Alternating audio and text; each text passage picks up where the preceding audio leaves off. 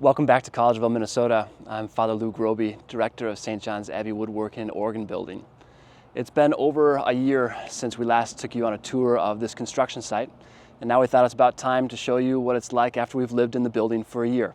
So, welcome. While it's quiet now, this mill space is usually alive with the sounds of joiners and planers and table saws. And of course, where we do all of our woodworking is under the patronage of St. Joseph. Now, as we walk through the shop, I'd like to show you just a bit of the machinery that is new and old in the space. So here is our sliding table saw. This allows us to make accurate cuts. As we move through, you can see that we still use tenoners and mortisers. And back in this space is mostly the woodworkers, where they have their workbenches, where they're making things for the St. John's Bible right now. And then also we have caskets and coffins here, all out of wood from our forest. Some of the new machines that we have are some sanders and some planers. Maybe the more technologically advanced machine that we have here is our CNC machine. And so both woodworkers and organ builders use this spot, but maybe this is one of the more interesting aspects of the new shop, in that all of our dust collectors are outfitted with briquetters. And so that when it starts collecting sawdust, it will then compress that sawdust into bricks. And these bricks can be used for burning in outdoor stoves or campfires or other things like that, just trying to find a way to use that typical waste that comes from a wood shop. Our wood for the Abbey woodworkers still comes from our forests, and so after it's dried outside and in the kiln, it makes its way here to the lumber intake room, where we'll first get skim coated on our planer here, then brought in. We will store some of the wood in the shop, but we're trying to limit the amount that we actually have in this lumber intake area. And we can start to process that wood on the radial arm saw.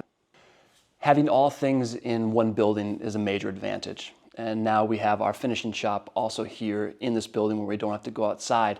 So we can take things right as they've been finished, wheel them on over, and then go ahead and start to finish them safely in this booth here.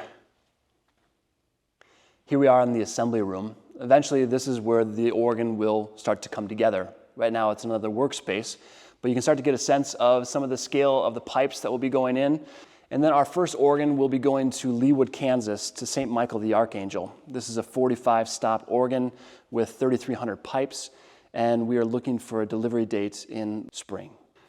What you're looking at is a print from Dom Bedos's book for organ building.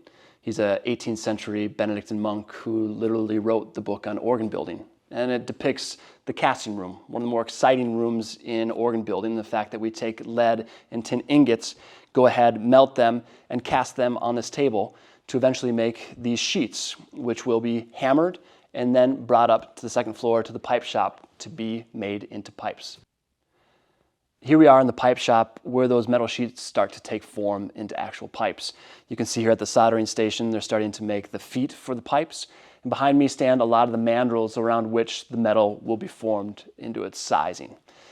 Then, as we start to complete the stops, they go into their trays, and you can start to begin to see how over half the stops have now been completed for this first organ. So you first see a stop here, a complete stop. After the pipes have been made in the pipe shop, they'll eventually make their way over here to the voicing room. And this is where Martin and his team will begin to pre-voice these different stops, making them come into tune with one another, but not the final voicing, which will then happen when the pipe organ is installed on site. As you can see, there is still a portion of this building that is under construction.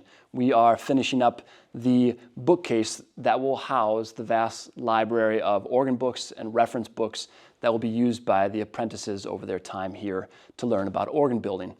This also doubles as the office for the organ builders, in the fact that Martin can then here design the upcoming organs, and then Mark can work on the AutoCAD to also program things for the various aspects of the organ. In addition to the woodworking and also metalwork that happens in the pipe shop, this machine shop also allows us to fabricate metal and wood components into their various needs through welding, or over here with the mill And then also finally, a new addition is this CNC lathe, which allows us to both turn metal components, but also such things as reed blocks for the reed pipes. The clean room allows us to store many of the thousands of components that will go into the organ, and then also bring those pieces together in a dust-free environment. It also houses our laser machine, which we're able to engrave and cut pieces for woodworking and organ building. It also provides that second floor entrance into the assembly room, and then when we connect things to the 1-ton crane, we can then bring them into space safely when we're assembling the organ. One space that was needed in this new building was a place to house our inventory of furniture. And so we created this storage room. As you can see, it is already starting to fill up with cassettes and coffins and components for different casework, and also organ pipes. And also in this area, we had space to allow for 3 artisan studios. As in the Abbey we have many artists, this allows them to do their craft in this creative space as well.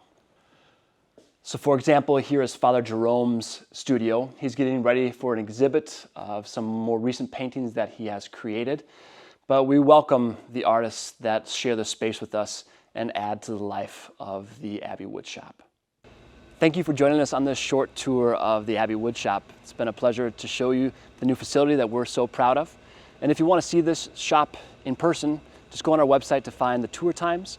And when you're on campus and you're looking for where the building is, just look for the St. John's Cross and you will know that you are in the right vicinity. God bless.